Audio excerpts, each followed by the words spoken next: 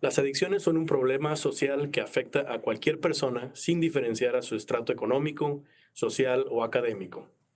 Algunos aspectos que se ven afectados en las personas con adicciones son el aspecto psicológico, el cognitivo, físico, familiar, social, académico, laboral e interpersonal.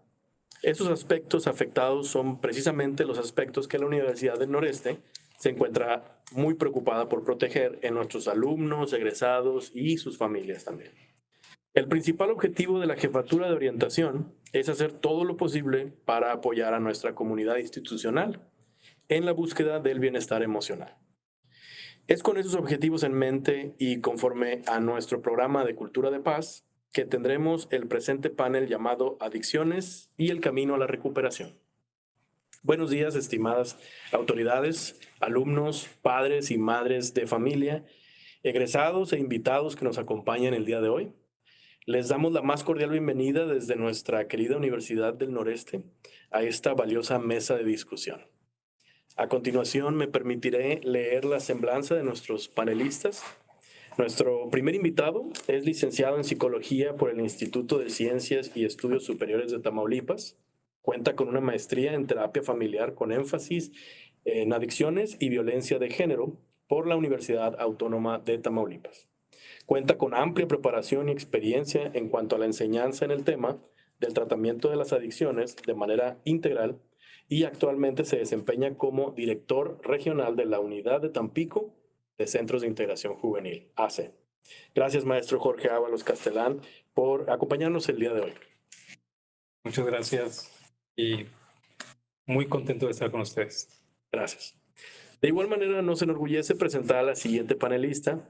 Ella es licenciada en Psicología, egresada de la Universidad Autónoma de Tamaulipas, actualmente cursando la maestría en Psicoterapia Cognitivo-Conductual en el estado de Puebla.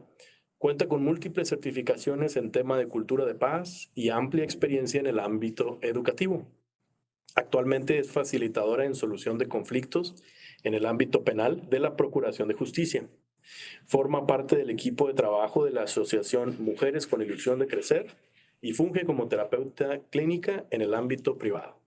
Es un placer contar con su presencia, licenciada Raquel González Basarte. Para mí es un gusto, gracias. Muchas gracias. También estamos muy agradecidos de recibir el día de hoy a nuestro invitado con estudios de licenciatura en Administración de Empresas y licenciatura en Psicología por la Universidad Autónoma de Tamaulipas, además de contar con un diplomado en terapia de pareja en el Instituto Ejeiro y experiencia en trabajo con niños y adolescentes con el enfoque cognitivo-conductual en el Centro de Asesoría Psicológica Comunitaria de la Facultad de Derecho y Ciencias Sociales de la Universidad Autónoma de Tamaulipas. Agradecemos la presencia de nuestro tercer panelista, licenciado Luis Montiel Vázquez. Muchas gracias por la invitación. Gracias. Pues bienvenidos. Ahora vamos a empezar con el tema que nos trajo el día de hoy aquí. Nos ha reunido. El consumo de sustancias constituye un notable problema de salud pública en México. Estudios recientes refieren una transición que apunta hacia tres vertientes: la disminución en la edad de inicio, el incremento de consumo entre adolescentes y una importante incursión de las mujeres, sobre todo las jóvenes, en los contextos de uso de drogas. Este fenómeno se asocia a consecuencias serias tanto a nivel individual, familiar y social. En este momento nos escuchan o nos van a escuchar aliados a la institución, como por ejemplo egresados, padres de familia, empleadores y obviamente alumnos. Tenemos una gran responsabilidad en ese sentido. Nosotros también estamos implementando programas para detectar y abordar casos de alumnos que necesitan nuestro apoyo psicológico. Y también tenemos un teléfono designado, por cierto, para el apoyo en este tipo de casos. Me permito decir el número de teléfono para que también por ahí nos puedan contactar: 833-230-3845. Lo que me lleva a la pregunta, ahora sí. Además de estas medidas, ¿qué otras propuestas considerarían importante implementar desde la esfera educativa? Definitivamente, como tú ahorita comentaste de estas tres áreas que destacan en la afectación o ver una consecuencia específica, ¿no?, del daño por el consumo de alguna sustancia psicoadictiva. El enfocar, viendo que la mayoría de la población que desafortunadamente llega no solamente a desarrollar un proceso adictivo, sino también a vivir diferentes tipos de pues alteraciones en su propio desarrollo, en su interacción social, en la convivencia familiar, etcétera, son los jóvenes. ¿Sí? Las juventudes que en la actualidad destacan desafortunadamente como el grupo central o población de riesgo. Pues yo creo que al hablar de educación superior, como puede ser las universidades, definitivamente el área de la prevención es algo que le debemos de apostar y debemos de enfocar nuestros esfuerzos. Y esto implica diferentes formas o actividades a desarrollar. El hecho de tener un panel ya derivado de o resultado, a lo mejor de respuestas o de inquietudes de la misma comunidad de jóvenes, pues ya estamos teniendo una cohesión y coherencia de lo que implica el reunir o tener la fuerza indicada de manera coercitiva para buscar esta plataforma preventiva, ¿no? Claro. ¿Qué se puede hacer? Bueno, definitivamente cuando hablamos de prevención, no podemos, tenemos que recordar que hay diferentes niveles preventivos, ¿no? Uno en el cual abarque a toda la población, no dejar a nadie fuera, para que conozca. Lo más importante aquí es la información y que esa información tenga también la oportunidad de que sea digerida y que sea entendida de una manera en la cual tenga un corte o un sustento científico, que eso es lo más importante, no caer en subjetividades o creencias al respecto. Segundo, importante es de que estos grupos de mayor riesgo, que a lo mejor ya se ven envueltos o que tienen una consecuencia o que ya están viviendo aspectos en donde hubo a lo mejor la experimentación de un consumo, pues también se tendría que enfocar de manera distinta, ¿no? Y por supuesto el otro grupo, esta prevención terciaria, en donde ya personas que tuvieron un traspié o que ya tuvieron un problema por un consumo, pues también se les tiene que atender de otra dirección. No olvidando que no podemos olvidar las cuestiones de género. Las mujeres y los hombres, los estudios nos indican que no desarrollan un proceso adictivo o no inician el consumo de una droga de la misma forma, ¿no? Hay factores que influyen de manera diferencial y por lo tanto también no se puede abordar de una manera preventiva de la misma forma, ¿no? ¿Okay? Entonces, yo a lo que nos compartiste con respecto a estas áreas que destacan, yo agregaría también en la actualidad, no podemos pues descartar que un proceso adictivo o una enfermedad de adicción pues es una afectación en la salud mental. Y por lo tanto también es importante destacar en la actualidad qué resultados o qué estudios se están haciendo a nivel psiquiátrico con respecto a este padecimiento, ¿no? Entonces yo creo que la epigenética que ha tenido variaciones interesantes en grupos focales de estudio, también ahora se está retomando porque ya no se está desarrollando de la misma forma la reacción adictiva en las nuevas generaciones como en generaciones pasadas, ¿no? Claro. Los procesos hereditarios también han tenido variaciones de acuerdo al contexto, de acuerdo a la alimentación, de acuerdo a la interacción emocional que estamos viviendo en la actualidad. Y por supuesto que eso también está trayendo transformaciones en en el sentido de individuos que tienen a lo mejor una mayor facilidad para desarrollar un proceso adictivo que otros. Ya, Es entendido. interesante, maestro. Ese tema yo también lo venía pensando. La pregunta es, ¿qué hacemos como universidad? Considero que el hacer esto ya es estar poniendo atención a los temas que son de alto impacto a nivel social. Eh, Considero, como dice el maestro, nuestra generación está siendo distinta, cada generación tiene sus particularidades. Considero que sería importante el volver a ser, más bien conocernos como comunidad, crear espacios seguros donde podamos ser escuchados atentamente por los demás, ¿no? Claro. Y a partir de ahí ir conociéndonos y ir generando una cultura de apoyo, de ayuda hacia los demás, ¿no?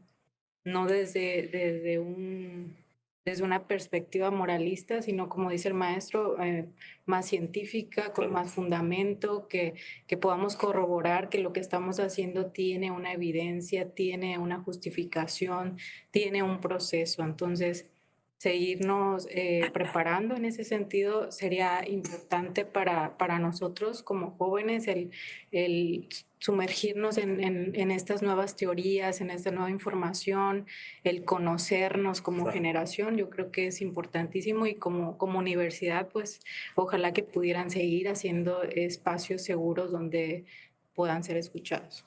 Claro, y qué interesante que tenga esta peculiaridad el abuso de sustancias, por ejemplo, que y se presenta de diferente manera en diferentes generaciones también, y cómo nosotros tenemos pues la responsabilidad como psicólogos, tenemos la responsabilidad de informarnos conforme se van y actualizarnos conforme va cambiando también las técnicas para abordarlo, ¿no? Entonces, muy interesante lo que aportan.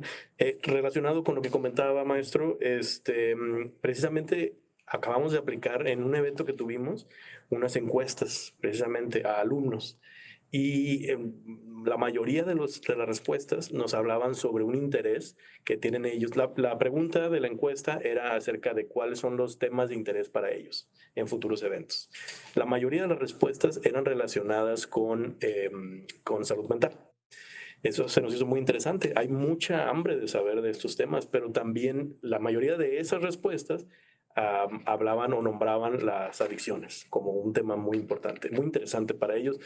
Y pues entonces el interés no falta. Hay un gran interés de estos alumnos, entonces empezamos a hacer como que a hilar las ideas y decimos, bueno, pues hay mucho interés porque hay mucha necesidad también. Entonces, tenemos una pregunta relacionada con eso precisamente. ¿Cuáles son las estrategias? Porque ya ahondando un poquito más con los alumnos, nos comentan que les interesa saber lo siguiente. Desde la perspectiva profesional de ustedes, ¿cuáles son las estrategias que más ayudan a superar una adicción? Ok. Hablando de una persona que ya tuvo una experimentación, para que ya tuvo ese contacto, ya tuvo la reacción a nivel neuronal de lo que representaba un estimulante, un depresor o un alucinógeno, a diferencia de alguien que desarrolla ya un proceso adictivo en donde pues el organismo requiere, ¿no? Para funcionar requiere pues esa reacción que produce, que se produce a nivel neuronal, y que entonces ya cambia el comportamiento, cambia también la percepción de lo que representa esa sustancia para el individuo, ¿no? Claro. Mira, yo creo que el punto principal es ir en la búsqueda de que la persona pueda darse cuenta o pueda percibir que esa conducta o el consumo de esa sustancia lo identifique como algo que no es favorable para sí mismo. Claro. ¿Sí? Yo creo que el primer punto que nosotros hacemos en un proceso de intervención es esta búsqueda de conciencia de que se puede desarrollar una enfermedad o que ya se está produciendo una enfermedad. Y al mismo tiempo, o de manera concatenada o paralela, pues se va a poder identificar que cómo están sus áreas de desarrollo, ¿no? Cómo está su interacción con sus pares, con su familia, con sus actividades, el desarrollo que hace en la vida diaria, ¿no? Claro. Este primer paso, que es el importante. ¿Por qué? Porque para que podamos lograr un éxito en una intervención adictiva, la persona tiene que decidir establecerse o acudir a una atención adictiva. Es el primer ¿Sí? paso. Es Claro. el primer paso. O sea, y para lograr eso, pues sí hay que poner una plataforma, poner cuáles son las condiciones, el contexto dentro del mismo individuo, donde está insertado el individuo, para que él identifique, ¿no? O sea, por eso no funciona el que luego hay familias que por su propia pues angustia, desesperación, pues llevan a fuerzas al paciente o lo llevan engañado o lo llevan condicionado, ¿sí? Y eso pues a veces es contraproducente, o lo que usualmente ya está determinado en estudios de investigación,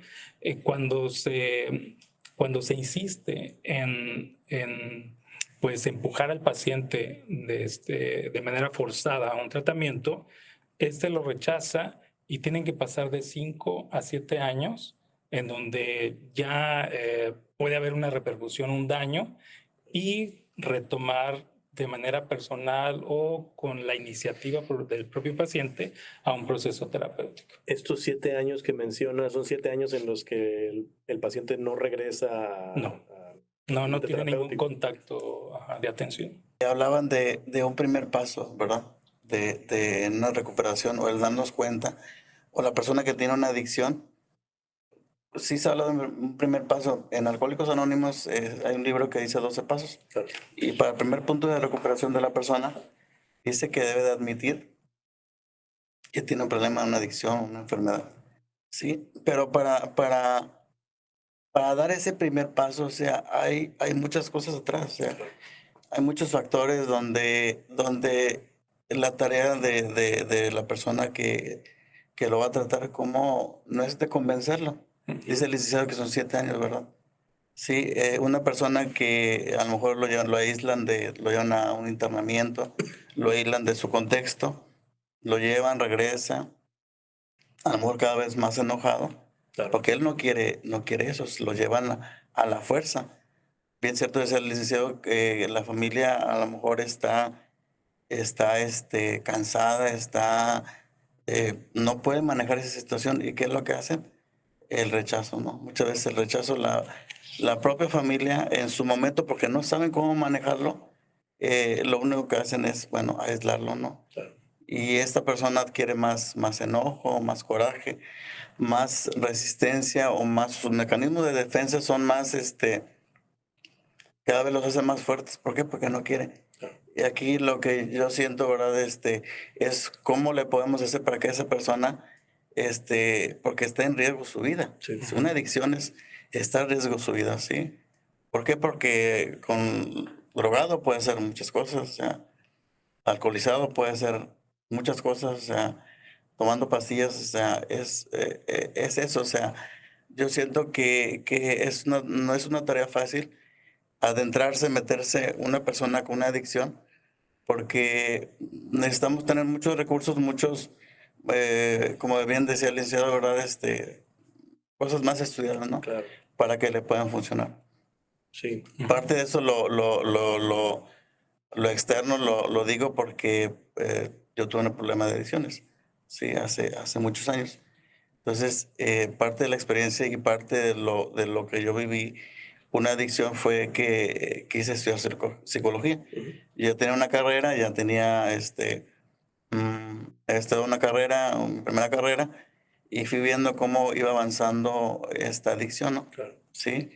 Y no importaba que tuviera dinero o que tuviera una carrera, sino que cómo podía yo frenar sobre eso, ¿no? ¿Cómo podía frenar si había personas que me querían ayudar? Sí me decían cómo yo debía de hacer, pero no había realmente algo que dijera, yo quiero cambiar el día de hoy. Claro. Ujú.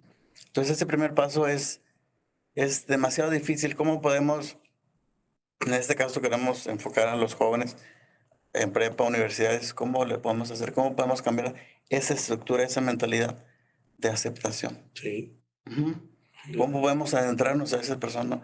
Yo siento que no nos podemos esperar 7 años porque la vida de una persona está en riesgo. Claro. Más adelante voy a comentar algo que pasó hace días con un familiar. Claro, ¿Ok? sí. Sí, lo que yo me refería es que estudios que precisamente se han dedicado a identificar de cuando el paciente va a fuerzas o engañado, etcétera, es tanto este mecanismo de negación, ¿verdad?, que rechaza todo. Sí. La familia, por supuesto, que se cansa, lo dejan y se deja al paciente, ¿no? O sea, se deja en ese sentido de a libre albedrío. Bueno, pues yo no tengo ningún problema de drogas, no, déjenme en paz, no se metan en mi vida, Sí. y pasa el tiempo. Después de se ha visto que de 5 a 7 años ocurre algo, un suceso. Tiene un accidente, golpea a alguien, deja la escuela, deja su trabajo, rompe su matrimonio, etcétera. Hay un disparador que entonces sí determina el paciente, es que el consumo de drogas me llevó a esto. Sí. Y entonces busca tratamiento, ¿no? Sí. Nosotros, por supuesto, que lo que buscamos es que no ocurran esos 5 o 7 años. Claro. O sea, basándonos en esa medición, ¿qué podemos hacer? Uno de los que yo les comentaba es lograr que el paciente identifique que está en una situación de riesgo. ¿Sí? Sí. O sea, no decirle tú estás mal, está mal que te drogues, etcétera. Exacto. Eso no funciona. ¿Sí? Hay que hacerle ver el contexto en el cual él está inmerso, ¿no? Otra estrategia muy importante que a nosotros nos funciona es el trabajo de diferentes disciplinas al mismo tiempo. ¿Sí? La interdisciplinariedad, ¿sí? La multidisciplinariedad definitivamente ayuda muchísimo el que exista la visión médica, la visión psicológica, la visión social, ¿verdad?, la visión nutricional, o sea, todas estas disciplinas Claro. enfocadas al mismo tiempo hacia un mismo individuo, por supuesto que tiene una mejor calidad de atención. Claro. ¿Sí? Otra estrategia muy importante para el éxito en las adicciones es la involucración de la familia o de las personas significativas para el paciente, en el cual ese familiar o esa familia tiene que iniciar un tratamiento también ahora sí, de volver a reorganizarse, a aprender, a tener una psicoeducación con respecto a la convivencia y el trato del paciente. Esos 3 puntos para mí son muy importantes en el tratamiento. Claro, y esta psicoeducación es súper importante con las familias, precisamente para que no suceda esto, ¿no? Que es tan contraproducente que a veces las familias quieren, por algo bueno, porque quieren al familiar y porque ven al familiar en este problema, quieren ayudarlo, ¿no? Pero de una manera que es contraproducente, y entonces sucede esto de los 7 o 5 a 7 años que ha sido estudiado. Entonces, de hecho, hablando sobre las familias y cómo es tan importante la psicoeducación, bueno, muchos padres de familia van a estar viendo este video, esperemos, y una pregunta relacionada con eso, con ese tema: ¿qué señales consideran que podrían prestar atención los padres de familia y otras personas cercanas? La experiencia que nos ha dado ahí en el Centro de Integración Juvenil, nosotros tenemos una dinámica que se denomina ¿qué le falta a tu casa?, ¿no? Y es una dinámica en la cual se haga un ejercicio en el cual los papás identifiquen qué le da sustento a su hogar, ¿no? ¿Qué aspectos, si su hogar se pudiera asemejar a la construcción de una casa, qué le pondrías, ¿no? ¿Qué le pondrías y qué significaría cada una de esas áreas que le pondrías a tu casa, ¿no? Y una parte importante que ocurre es que a veces llega un momento en que los papás pierden la noción del conocimiento de sus hijos, de cómo se desarrollan, cuáles son sus gustos, cuál es su lenguaje, cuáles son sus amistades. Llega un momento en que los mismos papás se dan cuenta de que hubo un desfase, un distanciamiento, o se perdieron de manera en la cual no identifican el momento en que se da. Pero el hecho de que nosotros les pedimos a los papás como un ejercicio de empezar el acercamiento en cuanto a el contexto en donde se desarrollan sus hijos, les revela datos importantes ya cuando se está consumiendo una droga, ¿no? Porque hay pues características que se identifican de manera física cuando hay un consumo de una droga, ¿no? Dependiendo del tipo de droga, ¿no? Pero es importante ver, lo que es usual, ¿no? Si hay enrojecimiento de los ojos, si hay dilatación pupilar, ¿verdad? Si hay marcas en algunas partes del brazo, las uñas, si tienen algunas manchas en específico, ¿no? Si a nivel de comportamiento, ¿no? Si hay aislamiento o de repente hay cambios de vestimenta pero muy, con una dinámica de 360 grados, ¿no?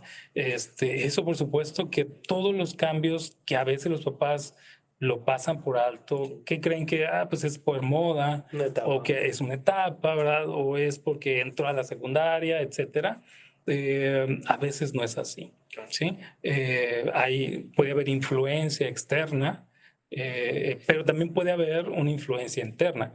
O sea, si no hay un acercamiento, si no hay un entendimiento entre las expresiones emocionales entre los papás y los hijos, por supuesto que ese va a ser un factor interno que puede desencadenar de que si yo no tengo el acompañamiento o no tengo a lo mejor la comprensión de mis padres, pues la voy a buscar en otro lugar donde tenga esa comprensión, ese acercamiento o acompañamiento. Yo diría que esos son puntos importantes que los papás, siempre que entramos en una dinámica de algún programa de orientación por parte de centros, son puntos a desarrollar importantes. Entendido. Y también tener mucho cuidado de no estar buscando de más o estar también, digamos, haciendo que se aísle más nuestro familiar porque estamos ahí nada más investigando, ¿no? Y viendo de más información o buscando de más información. Muy bien, también se ha propuesto que, hablando de la multidisciplinariedad de este tema, se ha propuesto que el tratamiento de los trastornos adictivos requiere un abordaje multidisciplinar, donde las intervenciones psicoterapéuticas desempeñan un importante papel. Ya lo mencionábamos también. Una aproximación que ha adquirido gran expansión en el tratamiento de los trastornos adictivos es el de la terapia cognitivo-conductual. Para todos los que no sepan sobre esta corriente de la psicología, licenciada, qué nos puede aportar sobre cómo funciona como tratamiento para la superación de las adicciones? Pues es un enfoque que está hablando acerca de los pensamientos, las emociones, las conductas. Se trata de un trabajo como terapeuta de poder hacer una buena conceptualización del paciente de manera que se pueda trabajar de forma colaborativa con el paciente sobre objetivos que el mismo paciente vaya estableciendo y que se pueda hacer un estudio empírico entre los dos o colaborativo de los resultados que está viendo de acuerdo a las técnicas o las herramientas que se están utilizando en terapia. No sé, anteriormente se tenía la idea de que ir a terapia era sentarse y hablar y hablar y hablar, ¿no? Ha habido avance también en nuestra rama como psicólogos, en la cual el paciente llega y tiene una participación activa dentro de la terapia, en donde va descubriendo cómo funciona a nivel emocional, a nivel pensamiento, a nivel de conducta, también en la que puede o debiera tener una relación terapéutica adecuada con su psicólogo y el poder también decir aquello que no me está gustando dentro de la terapia. El terapeuta te tuviera que preguntar cómo te pareció la sesión, hay algo que tengo que mejorar, hay algo que te incomodó, que no te agradó. A los que hemos tenido la oportunidad de ir a terapia, muchas veces el psicólogo dice algo que no tiene nada que ver con lo que nosotros sentimos o pensamos, pero no lo decimos. En la TCC se habla mucho de esta colaboración, de esta relación terapéutica para ir revisando objetivos. Es decir, se le da al paciente las herramientas, las técnicas, las tareas a trabajar y a la próxima sesión es cómo te fue con estas herramientas, ¿no? Pues si me funcionó, no me funcionó, de qué manera lo abordamos o lo trabajamos, ¿no? En el tema de abuso de sustancias, pues es un tema, como dice el maestro, que se tiene que trabajar de una forma muy estudiada y muy cuidada, bajo un lenguaje de cambio, con mucha paciencia también, porque sabemos que este tipo de situaciones no es como ir de su vida, ¿no? Ya empecé la terapia y todo va a marchar súper bien, ¿no? ¿Verdad? Va a haber subidas, va a haber bajadas, va a haber momentos de recaídas, pero es importante ir identificando poco a poco qué es aquello que hace que tenga algún pensamiento permisivo sobre cierta conducta. No se trata tampoco de evitar situaciones que pueden ser de riesgo, sino también poder trabajar el por qué no estoy queriendo conectar con mi emoción, con mi pensamiento, qué me está llevando a cierta conducta a través del estudio, ¿no? de la TCC. Y pues bueno, esa sería la aportación. Hay todo un proceso, hay toda una conceptualización específica para trabajar con el tema de las sustancias. Hay etapas y demás, ¿verdad? Pero la invitación sería a eso, acercarse a algún especialista, algún terapeuta, algún centro, a grupos de apoyo, todo pudiera sumar, como dice el maestro, de forma multidisciplinaria el acercarse, ¿no? A lo mejor llega conmigo el paciente y dice, no, pues quiero ir a Alcohólicos Anónimos, pues adelante, ¿no? También lo puedes hacer y podemos estar trabajando de maneras distintas en tu proceso. Claro. Entonces sería eso la corriente, lo que estamos estudiando para ayudar a la persona que quiera acercarse, ¿no? Claro, y eso lo conectaría también con lo que comentaba el maestro sobre ayudarle a la persona a darle a conocer o que llegue al conocimiento de cómo está su realidad, ¿no? Y que su realidad la puede llevar a cosas muy peligrosas, como lo comentaba también, licenciado, ¿no? Sí.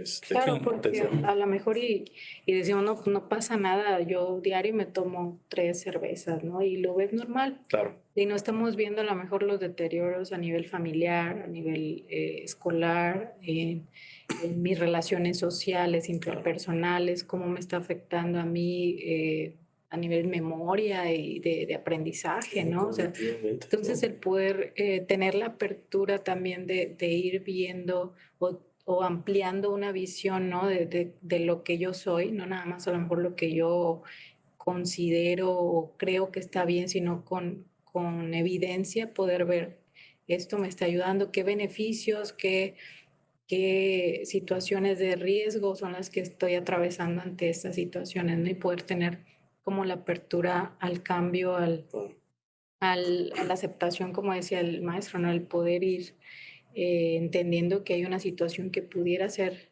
diferente o pudiéramos esforzarnos en cambiar. Claro. De hecho, es de las teorías que más efectividad tienen en cuestión de dependencias, no solamente en adicciones, también a otros tipos de compulsiones en el comportamiento, precisamente porque pues se basa en trabajar con la percepción del individuo, ¿no?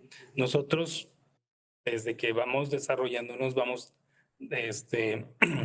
vamos estructurando una forma de percibir el mundo, ¿no? Y vamos asociando de acuerdo a lo que me hace sentir el contexto, la persona o el individuo con el que estoy interactuando, Y eso me va a crear, como tú bien dijiste, pues una idea, un pensamiento, una forma de entendimiento de ese contexto, de esa persona, ¿no? Entonces se van creando estas asociaciones, ¿no? Claro. Entonces, sé que mi mamá o mi papá cuando dice esto es porque está sintiendo esto, ¿no?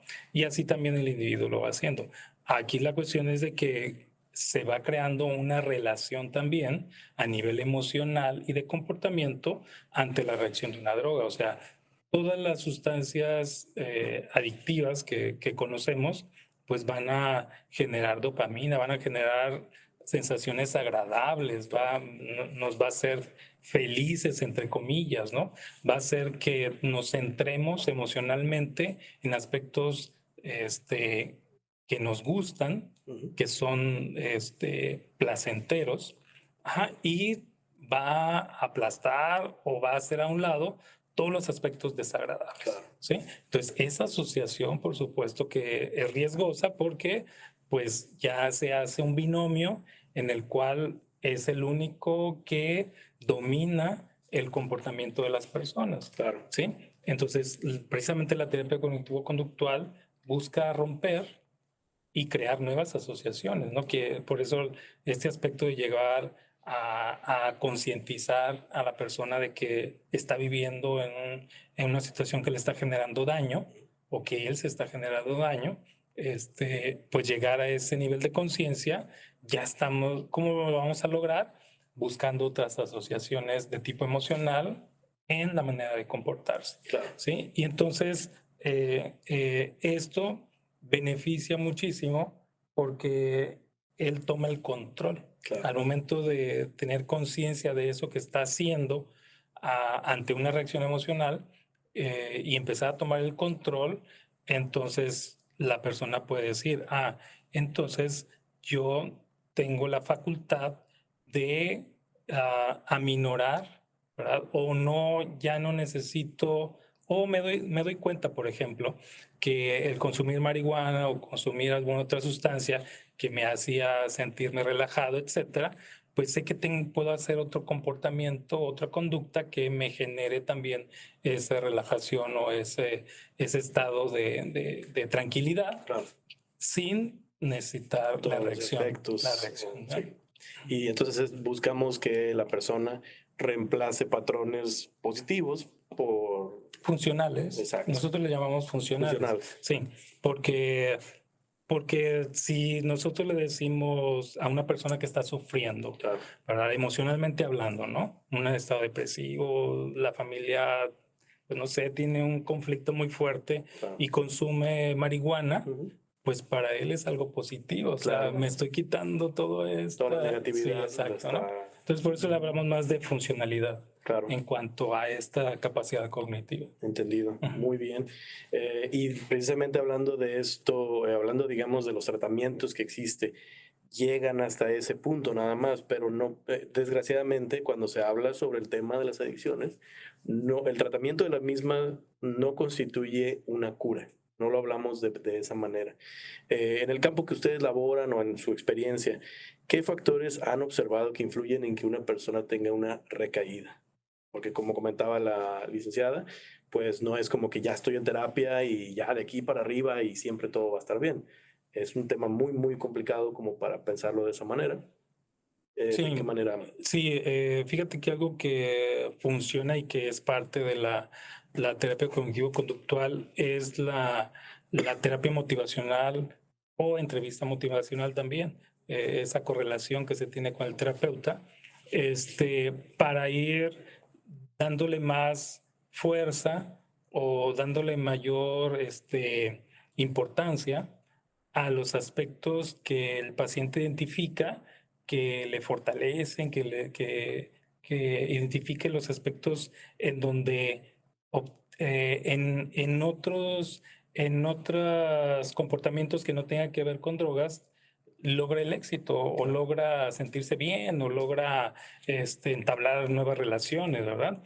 Entonces, la recaída buscamos nosotros siempre, por ejemplo, en el caso de nuestros pacientes, todos los viernes se tiene una sesión precisamente de prevención de recaídas, Ya. ¿sí? Porque se atraviesa sábado y domingo, ¿no? Ujú. Y si ese sábado y domingo la persona no está con la fortaleza, no tiene, por ejemplo, a lo mejor el ímpetu, en el sentido de el simple hecho de pasar por una calle en donde esa calle le recuerde que ahí se encuentra un lugar donde puede fácilmente obtener una sustancia, pues definitivamente si no tiene la fortaleza para caminar por esa calle, pues lo más recomendable es buscar otra calle, ¿no? Claro. ¿Sí?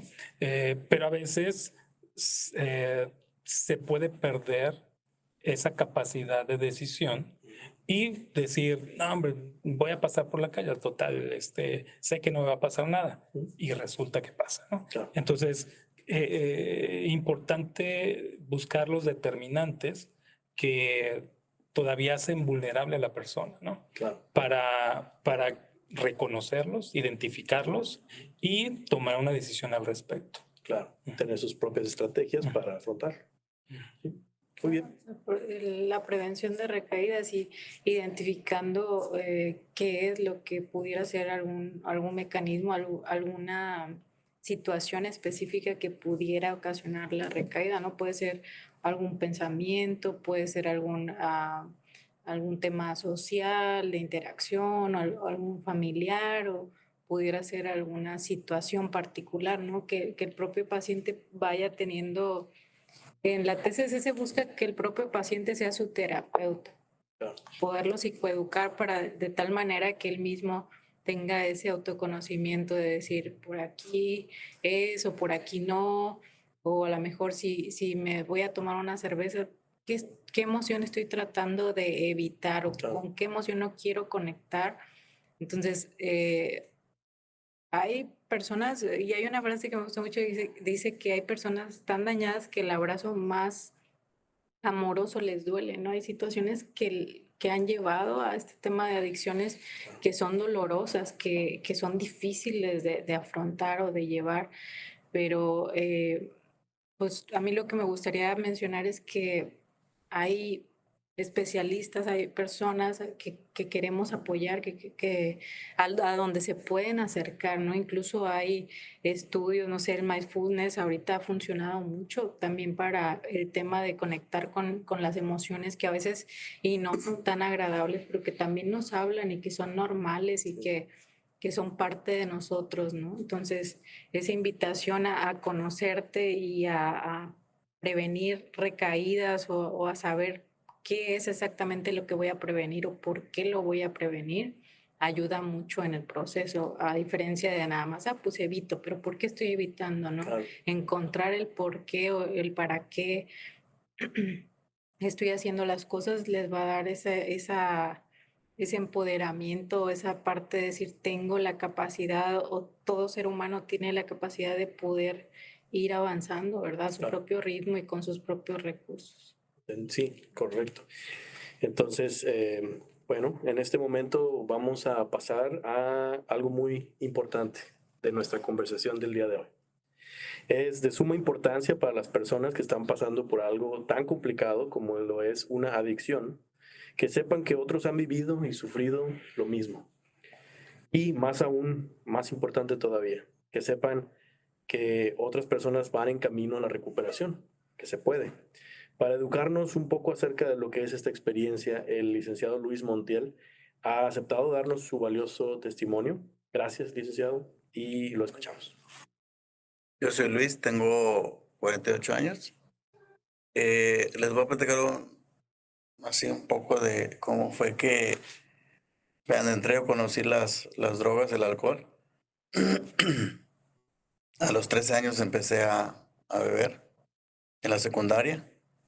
Lo hice porque yo era un niño muy tímido, muy que no podía socializar, no podía hablar con los demás, todo me daba miedo. O sea, sí estudiaba, me enfoqué en la escuela, pero mi primer contacto con el alcohol fue a los 13 años en la secundaria.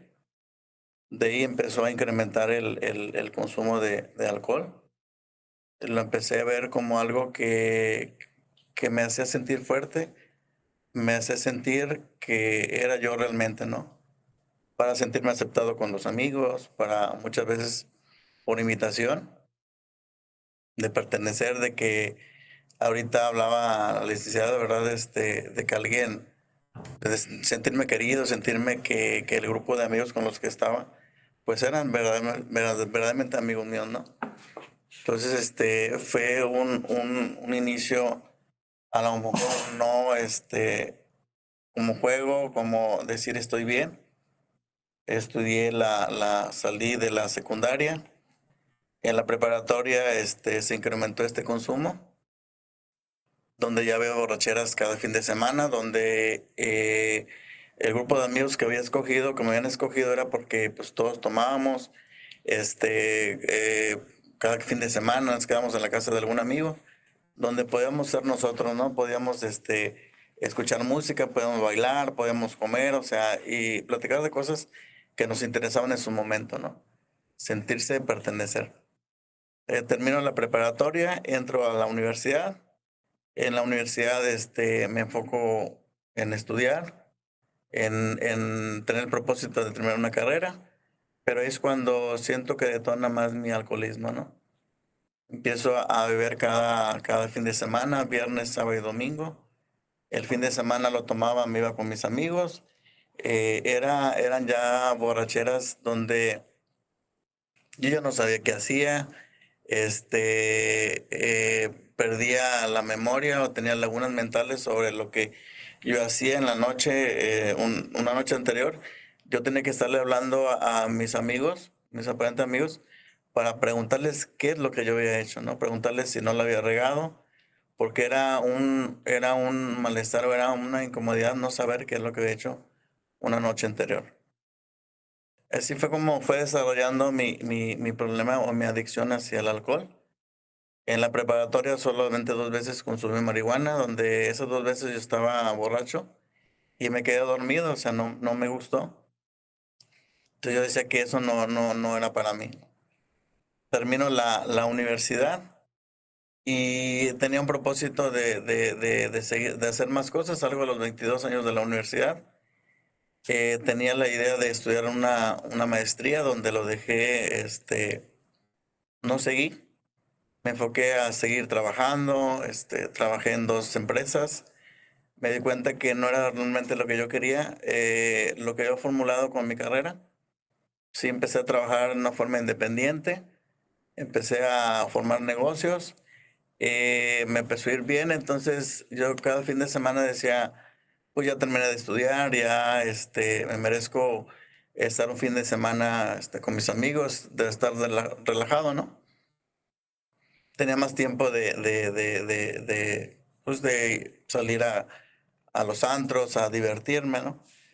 Pero no me daba cuenta de todo ese desarrollo, todo ese tiempo que hacía o las conductas que hacía.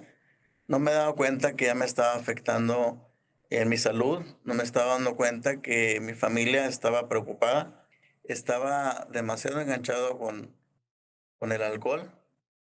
Cada fin de semana era lo mismo, decía que ya iba a parar, que ya estaba cansado de lo que estaba haciendo, del consumo excesivo de alcohol, y era un círculo vicioso que no podía parar. Eh, yo paré a los 28 años con el alcohol, con las drogas. Yo consumí 4 años cocaína, donde esos 4 años me perdía completamente. Me perdía completamente, donde ya los amigos que no eran amigos, mucha gente se acercaba conmigo porque pues, había la capacidad de consumir, había la capacidad de comprar. Donde ya no nada más el fin de semana, ya consumí alcohol y drogas martes, miércoles, jueves, viernes, 2 días nada más no consumí alcohol ni drogas, donde mi familia ya estaba preocupada por mí, no sabían cómo hacerle, por más que me decían, mis hermanos me decían que debía de parar, yo sí quería parar, pero no sabía cómo parar, no sabía cómo hacerle, no sabía a dónde llegar. Tengo un tío donde él sabía de mi situación. Llegué a un momento dado en que En que llegué con él, le pedí ayuda, le dije que me ayudara, que no podía ya con lo que yo estaba viviendo, ¿no? Todas las cosas que yo había hecho ya eran desagradables. Yo andaba, sí tenía un coche nuevo, tenía negocios, pero yo andaba en la calle descalzo, andaba, deambulando, andaba, sin bañarme 3, 4 días, donde ya mi aspecto, donde mi higiene ya no lo cuidaba. O sea, ya una persona, si alguien me veía, todo el mundo pensaba que andaba en la calle, ¿no? Donde no había poder humano, donde, pudiera cambiar. Recuerdo que una vez mi hermano más chico llegó a mi casa donde vivía, llegó llorando y me dijo que por qué no podía cambiar si ellos me habían dado todo el apoyo para que yo pudiera seguir adelante. Llego a los 28 años a rehabilitación, llegó un grupo de autoayuda, donde me empecé a dar cuenta, con la experiencia de las personas, cómo mi vida era tan igual que las personas que estaban ahí, ¿no?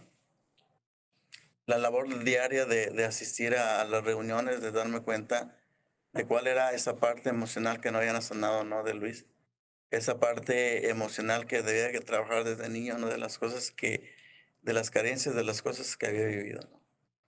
Empecé mi proceso de recuperación, no fue fácil. Fue un año difícil donde, como decía el licenciado, ¿verdad? No tenía que pasar por la calle que me recordara a alguien, no tenía que frecuentar los antros, no tenía que frecuentar a las personas que alguna vez había consumido drogas o alcohol, ¿no? Esas personas que decían que eran mis amigos, me tuve que alejar de todas esas personas para poderme salir de todo eso, ¿no? De todo ese ambiente, de todo ese contexto. Escuchaba igual de cómo fue la recuperación en mí, ¿no? Fue difícil en ese año donde mi familia me apoyó, donde cada que había una reunión, si había cervezas o alguno de mis hermanos eh, tenía ganas de tomar una cerveza o alcohol, si sabían que yo iba a llegar a visitarlos a sus casas, o sea, no había alcohol en esa casa, ¿no? Fue bien importante mi familia, mis hermanos, que me ayudaran. Me quedé con poquitos amigos, realmente los que me apoyaron en mi recuperación.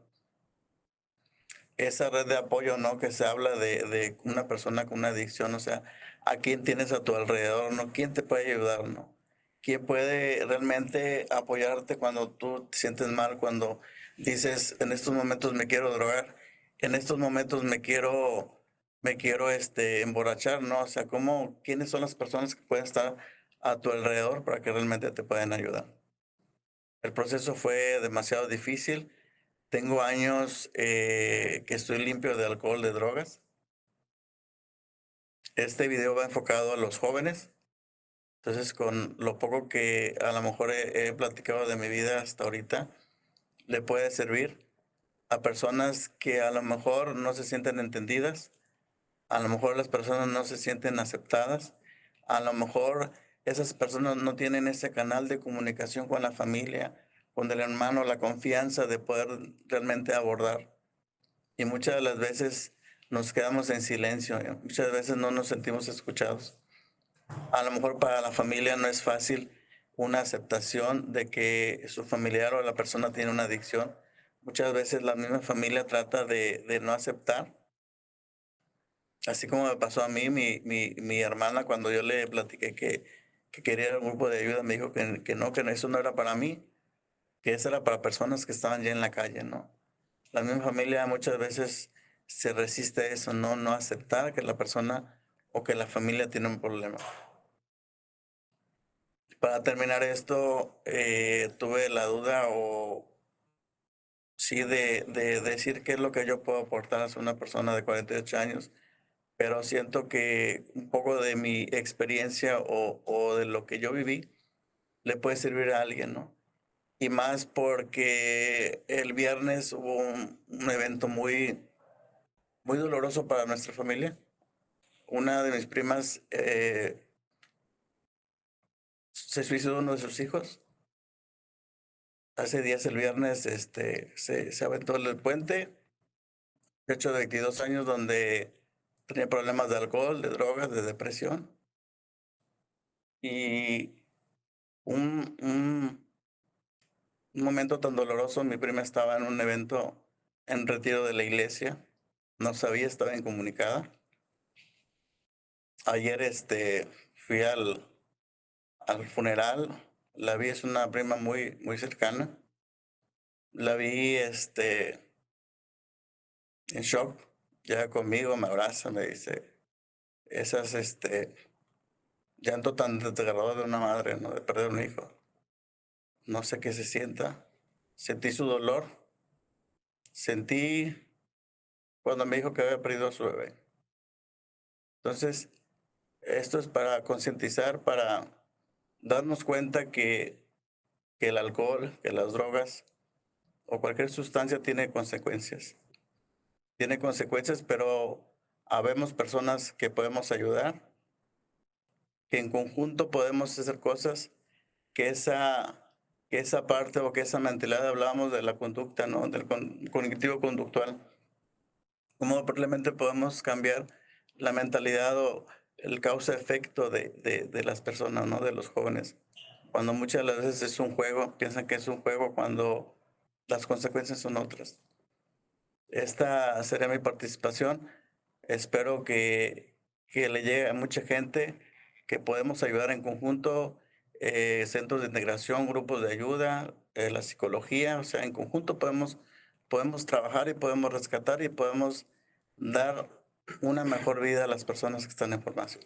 Muchas gracias.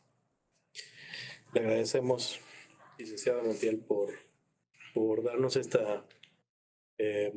por platicarnos estos sucesos y lamento mucho también los sucesos que nos comenta, que han sucedido en los últimos días. Pero este tipo de información es bueno que la estemos externando, que la estemos hablando con las nuevas generaciones también, para que, como usted lo comenta, hagan les llegue la información y sepan que no es un juego, no es algo que tomemos a la ligera, es Así algo es. que tiene muchos resultados, Consecuencias. consecuencias.